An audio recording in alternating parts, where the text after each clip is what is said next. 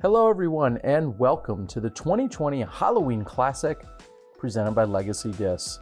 Terry Miller, the Disc Golf Guy here, and we are at Sunset Disc Golf Course, and our first round card features Brodie Smith, TJ Mills, and local Andrew Scrivo. As I mentioned, Legacy Disc is the presenting sponsor here of this PDGA B-Tier event. I'm going to give you all around one. As you saw, we just have 3 competitors. Things will move along swiftly. I'm going to give it to you all in one video. So we're out here and Andrew getting himself warmed up. It's just before 2 o'clock. And Andrew going with the overhand to open the day. And you see the pin straight ahead. Now, I'm not sure I've ever seen a hole one that's got more options and routes and ways to attack it than what we see here. This is TJ, who comes out of Portland area. And that's up and on that right side against the fence. It bounced off just a little bit. It's going to be short and right. So we see a forehand roller after we saw the overhand, and now Brodie, well, he's lining up the big hyzer. There's a low hyzer, there's a righty forehand, there's a righty backhand roller. There's lots of options here on hole one. Terrible wind for that shot, but whatever. Brodie telling us he doesn't like the wind. So 324 feet. And just a bit deep there for TJ. Full disclosure, this is the first time I have ever been to and filmed at the Sunset Disc Golf Course. It's been an iconic course for many, many years. The home of the Gentlemen's Club Challenge way back in the day and many other tournaments. But this is the first time I've actually been to this course. So I'm kind of learning things, and I've also learned that this course isn't set up the same every single event. It's always a little bit different.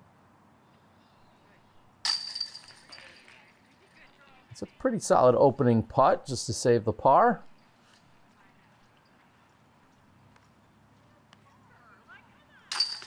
TJ's only been a PDGA member, I saw, for 3 years. So a little bit newer to the game. Andrew been a member for longer, but it says he only plays a couple PDGA events a year, and for that reason, he's not a current PDGA member because he only plays a couple events a year. So, all 3 pars as we move over to hole number 2. Now, hole 2 is a par 5, a very soft par 5, I'll say. And it really bends out and to the right. So, as we watch this one come, that actually, I believe, is going to be in the hazard. And they're playing it as if there's a stream meandering throughout the entire hole. And so to the right there where TJ is, he is safe. Andrew, however, in the manufactured stream. And a roller is the good play if you want to be aggressive here. The problem is, as much as I couldn't see it, you do want it to bend to the right. Well, that didn't, and it went dead straight. Holy cow. And as Brodie said, all the way to the street, which that's a really long way. So it needed to turn over for him. Here's Andrew just trying to go up and over everything. So that technically was his 3rd shot. They play a few of the holes out here with hazards. A few are regular OB, and a number of them are with hazard. And in a hazard situation in this case, they play it from where it lies. However, you're assessed the 1-stroke penalty. Now, Brodie, on the other hand, was OB, so he'll play it from where he was last inbounds.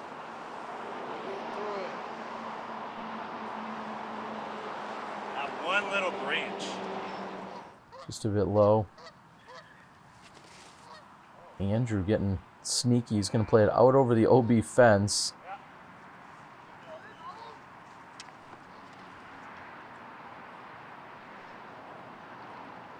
So this is TJ for his eagle.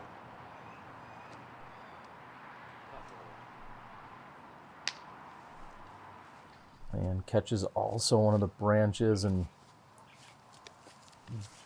Brodie with the penalty. He's just trying to get out of here with a par at this point.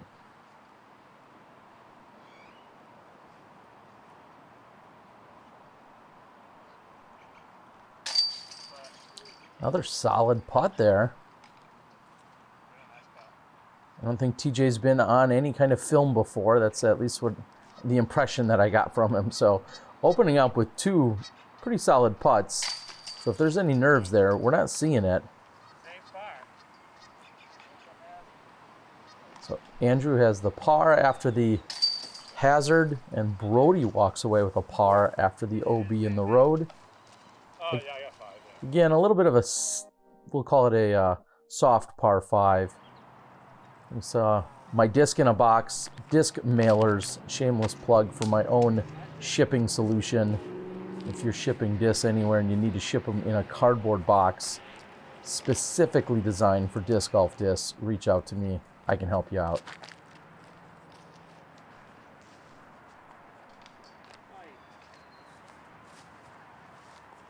That lifts on Andrew. You see the pin tuck there. You really can't be long on this hole. I feel like that's the one place. Left or right might give you a goofy angle, a little bit short. You're going to have a tree at least to contend with. Long is the only mistake you can't make here.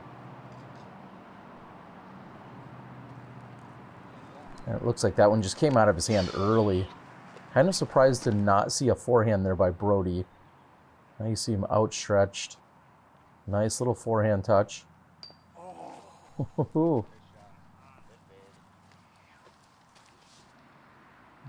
Just short on the little forehand flick. And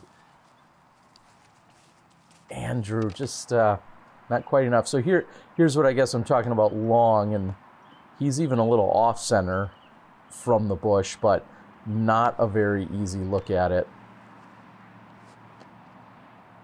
And even there, if you go a little bit deeper than that, you find yourself just behind that bush, you might have a really difficult 15-footer.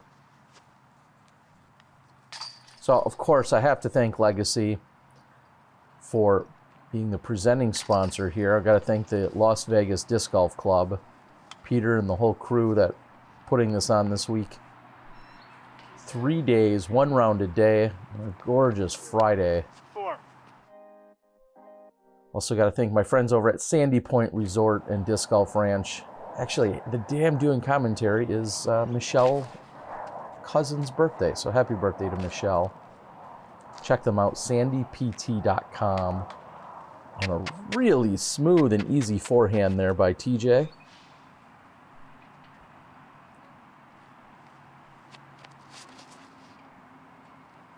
Brodie goes with the backhand. He would have loved that same angle on the previous shot. They're pretty similar holes. 295 compared to 310. Basically straight ahead, and just notice the lack of wind right now.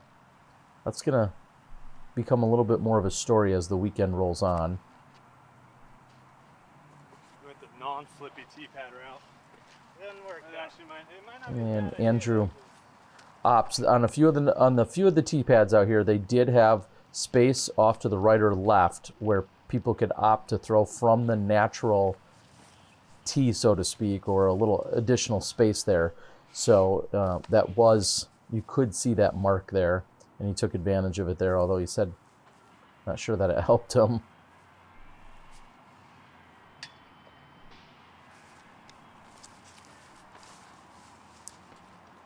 And Brodie just really not getting much going here in these first couple of holes.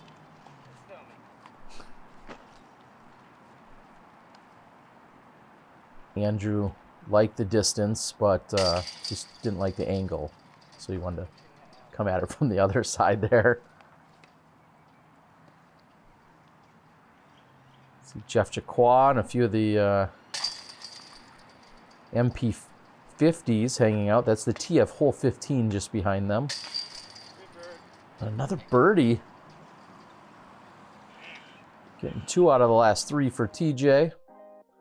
And thank you to my Patreon subscribers. This coverage did not come in with a ton of support financially. So one of the ways that it can help offset all the costs and the craziness with making the coverage happen is my Patreon subscribers. Thank you guys so much. I'm going to be doing a giveaway here.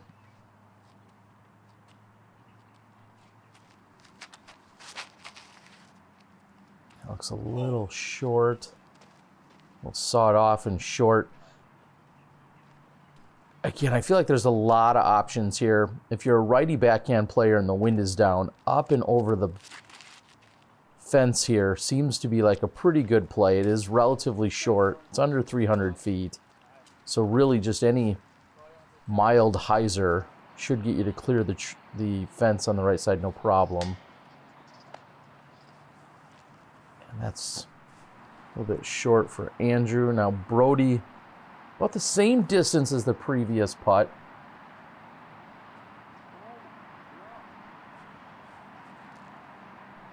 It takes a little bit more time with it, but definitely not on the mark.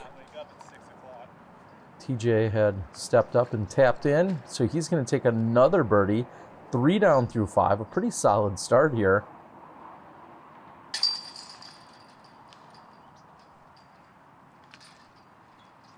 And earlier in the day, Brodie was talking a little bit about how this is kind of a deuce or die kind of course. And clearly you see plenty of birdie opportunities thus far, and there's going to be quite a few throughout.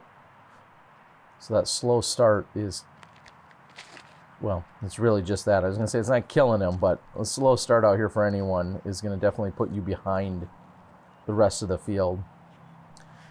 So a moment ago, Disc Baron. Big shout out to Disc Baron. Thank you for the support throughout all of my disc golf vlogs over the last year or so. Brodie trying to take advantage of the power, but that looked like it was nose up right out of his hand. And they're playing off to that long basket there in the distance. There's a shorter basket that's covered. And that is not the pin for this particular hole.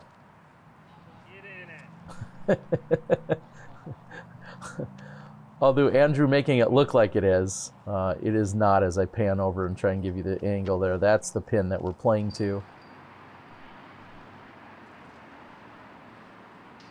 Brodie kind of over by hole 13's fairway at that point. Nice easy layup though. I would consider this one, of course, out of the first 6 holes, I would say this is the bonus birdie for anyone to get. Just because at 492, it's a par 3. You need quite an air shot or a power roller or something, or maybe even a long putt. And I think if I check the numbers, I believe there was just 1 birdie in the entire field that was had during this first round. And you see really the first mistake of the round here by TJ.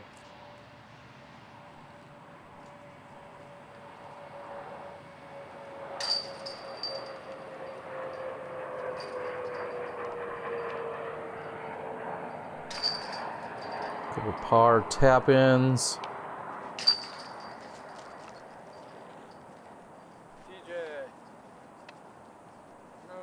And we're going to move over, try and pick up some more birdies. Thank you to Savage for being a supporter. Make sure you check out all of their apparel.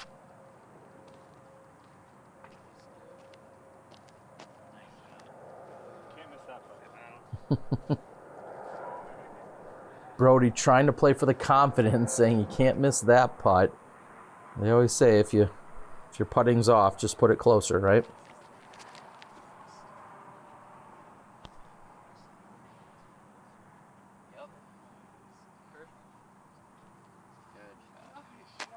Maybe even just a bit closer.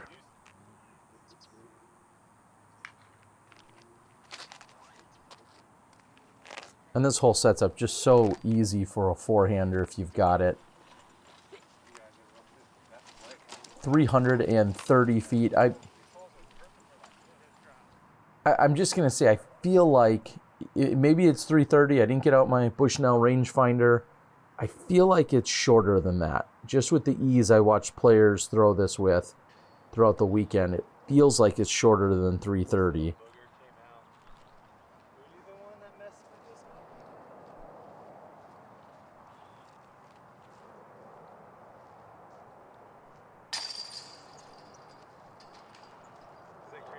Wasn't expecting TJ to go over there and go right away, but he'll walk away with the par.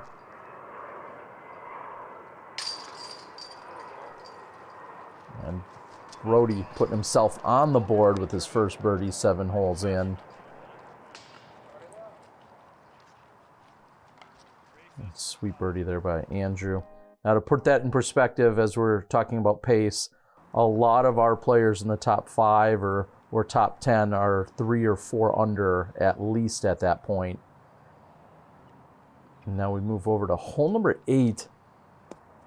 Now they do have a hazard. You see the orange flag in the top left there, and then there's also the OB with the area to the right of on your screen there. And of course, inside the fence line's OB, and directly behind where I'm standing is OB. So kind of plays as a hazard island-ish kind of shot. And what an interesting approach there by TJ. It clearly works out just fine for him. You see, this is how it's kind of surrounded. Really, everything behind, left, and right of where Brodie is, behind the basket, I should say, is all OB, and then short of where he is considered hazard. So it's kind of like a peninsula.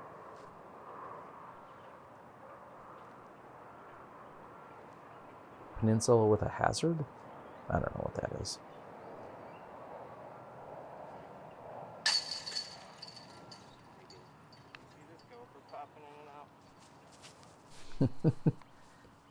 And if you notice from the intro, we had a friend digging around in there, and he kept poking his head up, and right when I wanted to try and film him, he'd disappear again. I had to work a little harder to hang out and try and get some video of him. Good birdie there by Andrew.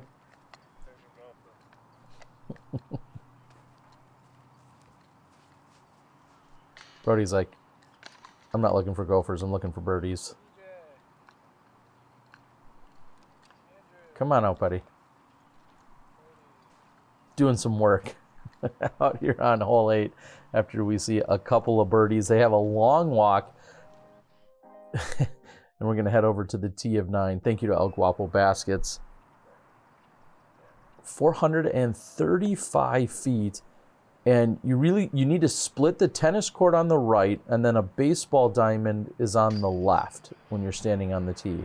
So to my right is where there's a baseball diamond, and to my left is where that tennis court is. So you're really just kind of splitting the difference between the two. Both of those fences can come into play very easily with an errant shot.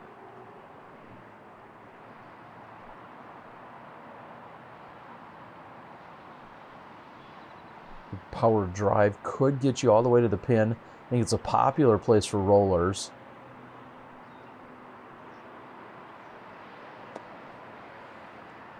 And that is a well-placed roller, but not quite stable enough. Didn't stand up, or I should say a little too stable. Didn't stand up quite enough once it hit, but he's going to have closest to the pin there.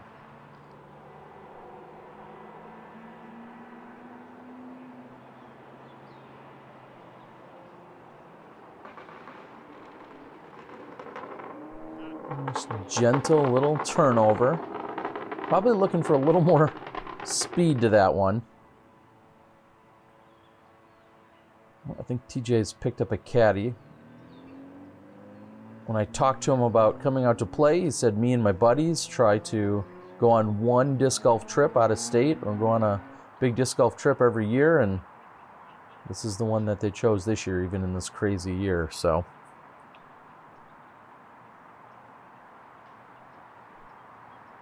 Brodie's at least close enough for the jumper there.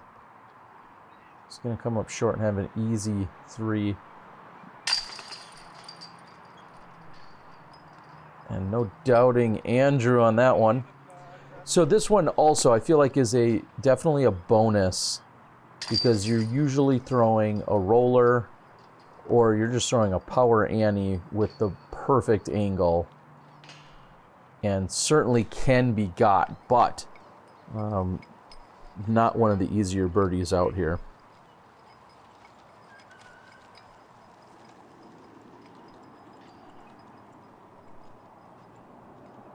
So take a look at the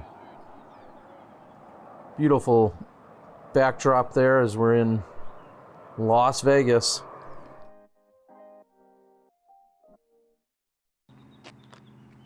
So now we move over to hole 10, shortest hole by far, 150 feet. However, it's played as an island with hazard. And so what they had to yeah, they clarified at the beginning of the round that all of the trees are inbounds. So if you hit a tree and you kick back out, you would get to take it from where you were last in bounds. So just like that hits the tree and then kicks back out. I apologize, none of this is hazard actually. This is all just regular OB. However, the trees are inbounds and that was intentional by design. You know what I'm saying though? So they had a conversation, and once they realized that he had hit the tree or the fronds where they were, that he would get to bring it in 1 meter and try and save his par, and it's just a bit short. And TJ can do the same. He gets to bring it in 1 meter.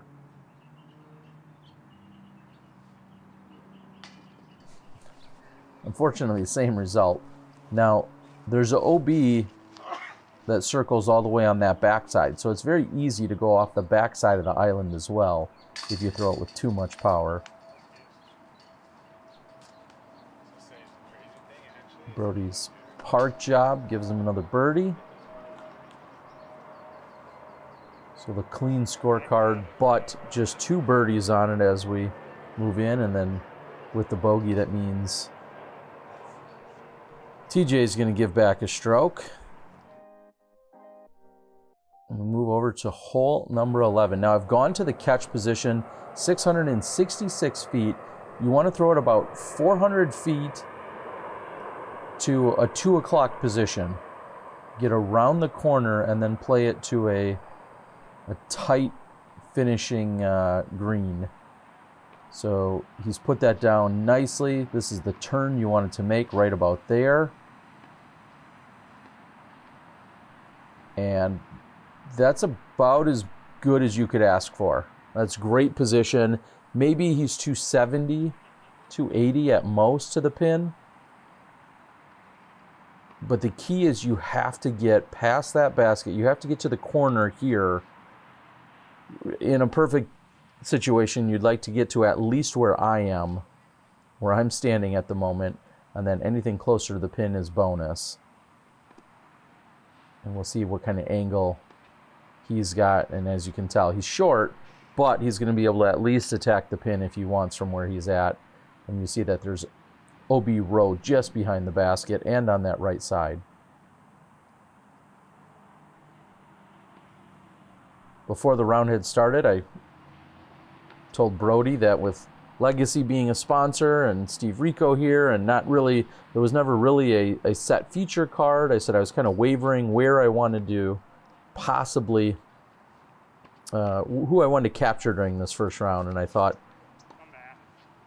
as we're watching that one go OB, I thought it would be great. Get Brodie's first round, see what he can do. I guess I kind of expect to see Steve Rico and some of the others in the second round for sure and beyond, and wanted to see what Brodie would do on his opening round. I said, are you going to shoot a course record? He's like, it's deuce or die out here. There's plenty of birdies. You never know. And he knew that he'd have to come out of the gates firing to do so.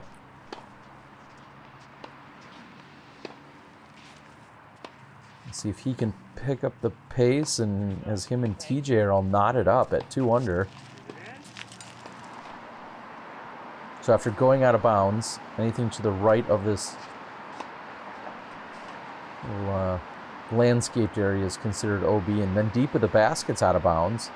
Becomes a famous scuba. Good safe shot.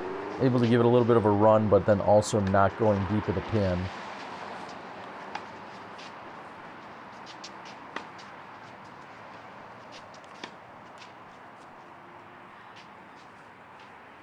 Off the mark.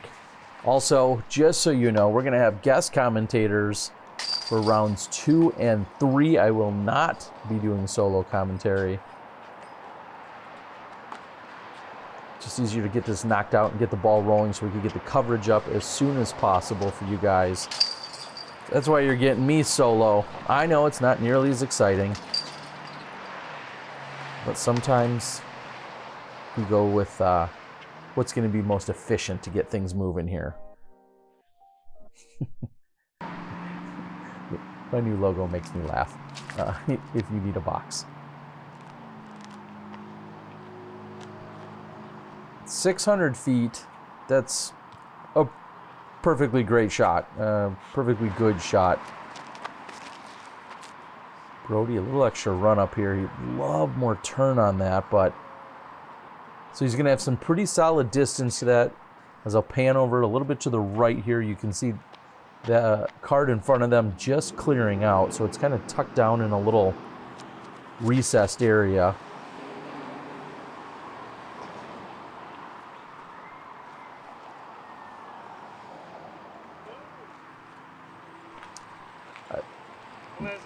I don't want to say you can throw it just about anywhere, but if you get 325 or more, unless you're way off to the right, there's not a terrible spot to be here.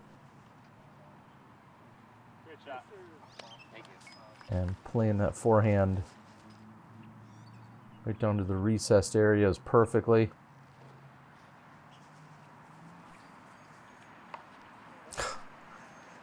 And that's an unfavorable kick. He throws the overhand, but then hits the tree and kicks back.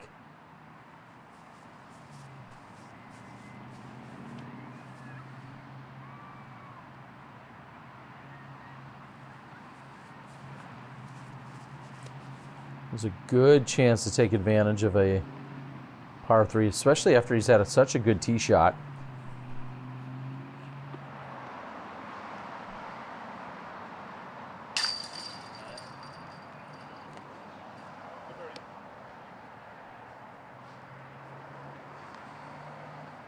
Andrew making it look pretty routine there.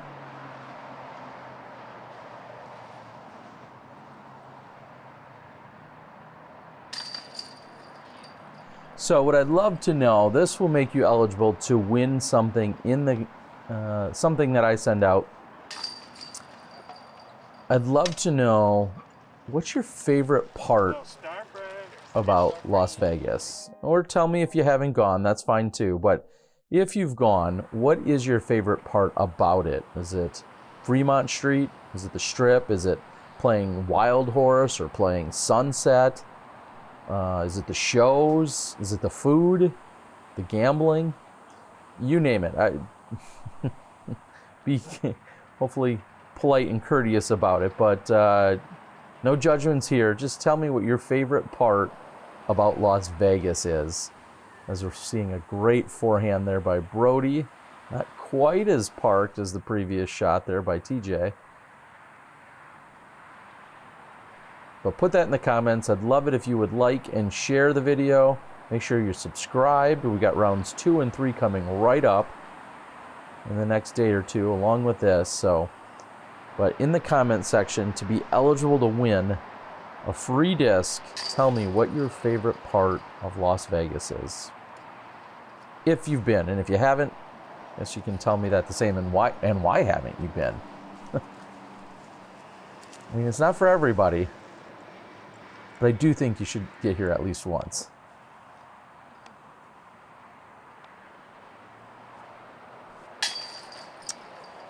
Bang, bang.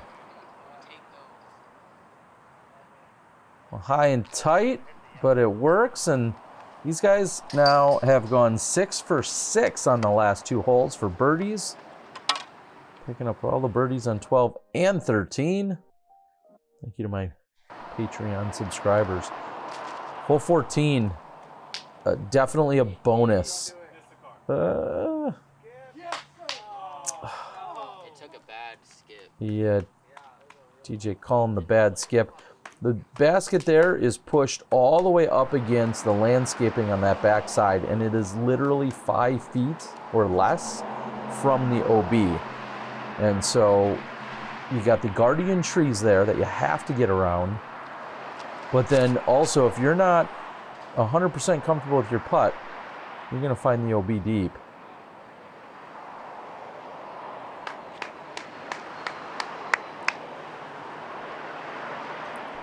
Brodie was applauding his shot. I'm not sure why.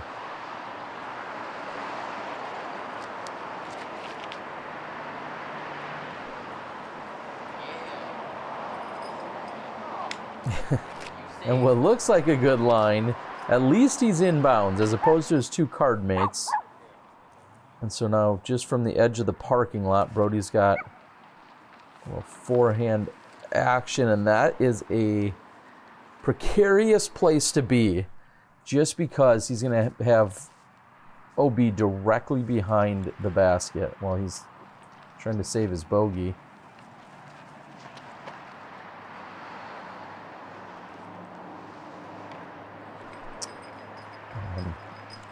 Guardian tree doing its job there.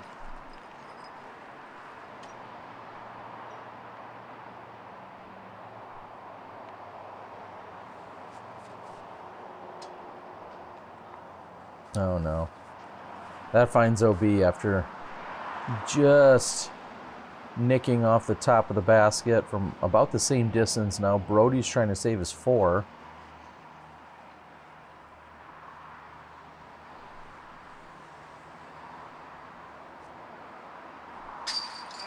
Solid putt by Brodie. That's to save the bogey. His body English doesn't tell me he's excited, but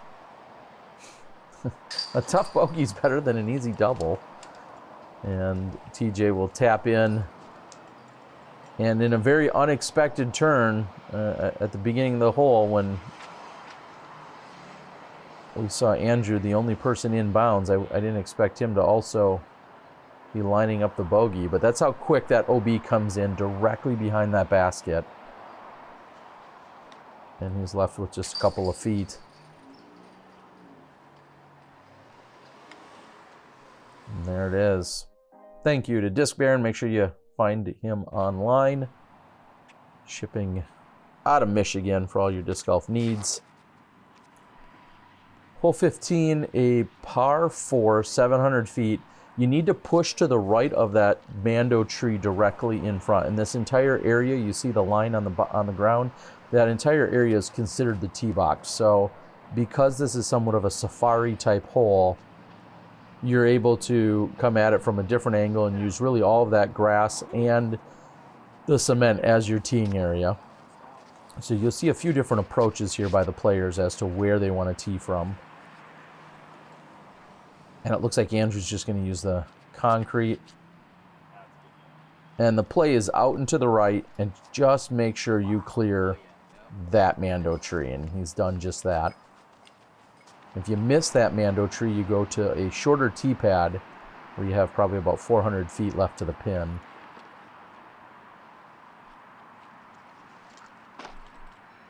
They're on the next hole, right? Or are they still putting? They are still on the hole you're about to approach on here, Brodie. After he waited a moment. If that could just turn over.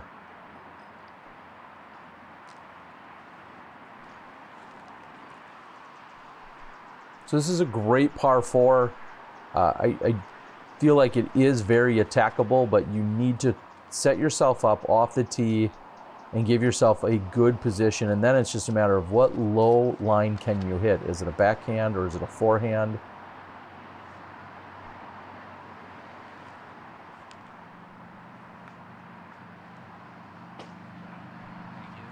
TJ's third shot. Gives him a look at his par.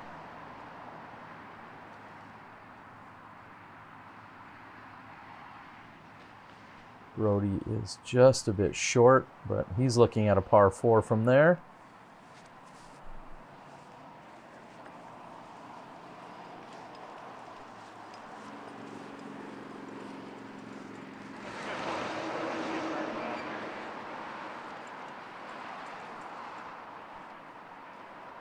This all looks relatively routine, and I'm already starting to think ahead a little bit here to hole 16, which is actually, as Brodie was saying, you need to throw 2 good shots there.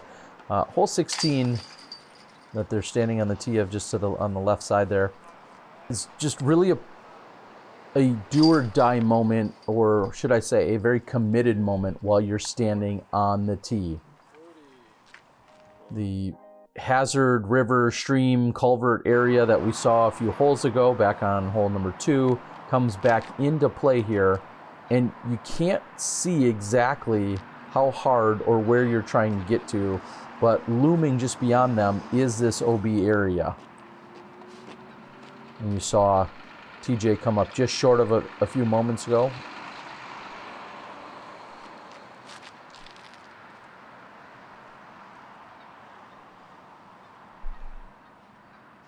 And I feel like that was a misplay that's going to work out for him.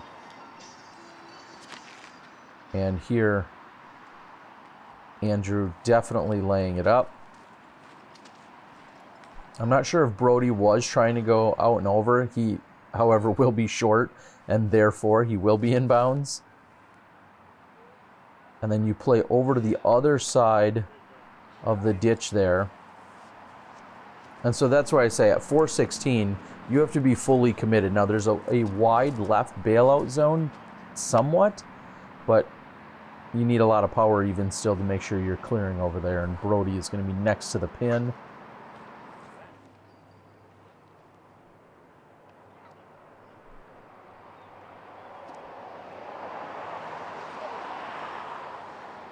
Andrew is deep. So that's the one problem, is when you lay up, is you have the potential to go deep of the basket, and then you're a little nervous coming back because a missed putt here could still find you back in the OB. And with as solid as TJ's been playing, I'm actually kind of surprised to see him make that mistake there.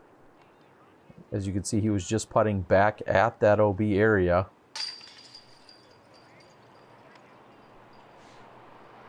And I don't have the statistics in front of me. All scoring was done thanks to the PDGA live scoring app.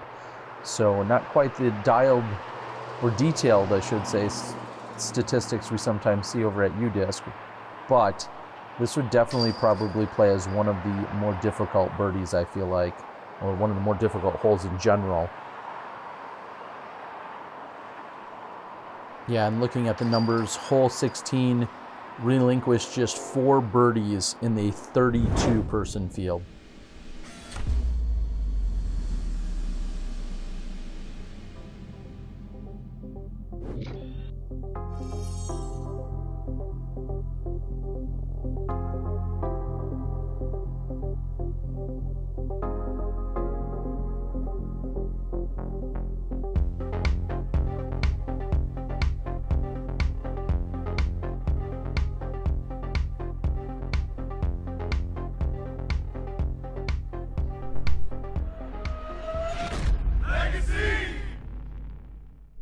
If I hit him, I'll give you $100.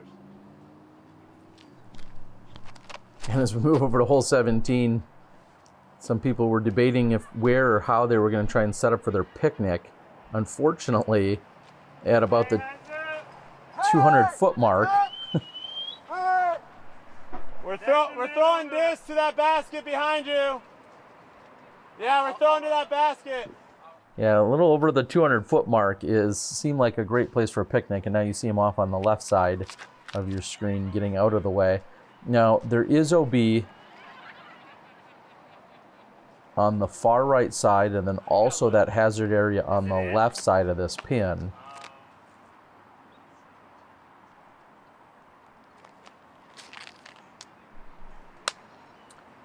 After seeing that swirly shot so much throughout the round, I finally looked, and I believe that is a boss that TJ throws quite frequently out here on the course.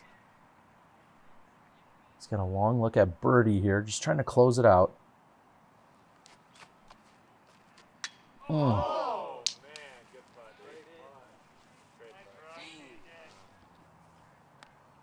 dude. A little bit closer is Andrew. One time today. Make a putt. Asking for the one-timer.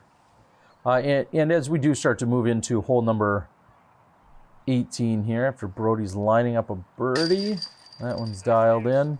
I have to say it yet again. Thank you, of course, to Legacy as the presenting sponsor. Thank you to the Las Vegas Disc Golf Club. So many amazing people.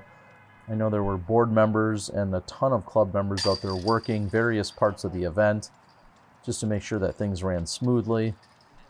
And thank you to all the event sponsors. I don't have the list of every single one of them, but to all the individual event sponsors and donors and contributors, and then also everyone you saw in my transition screen.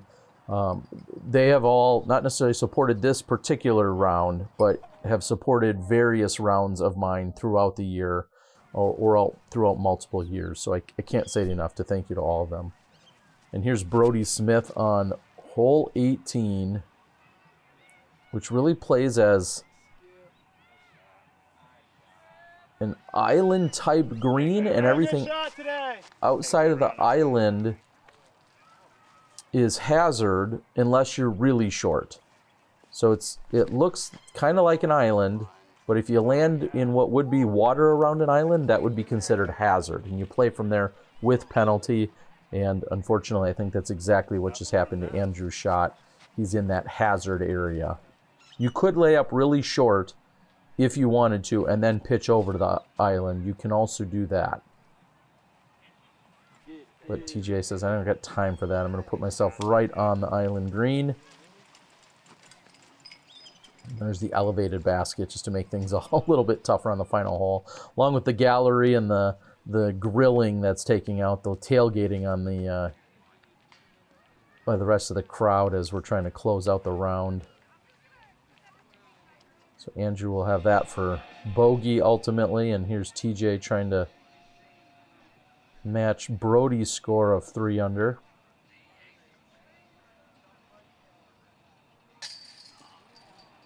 It's high and right.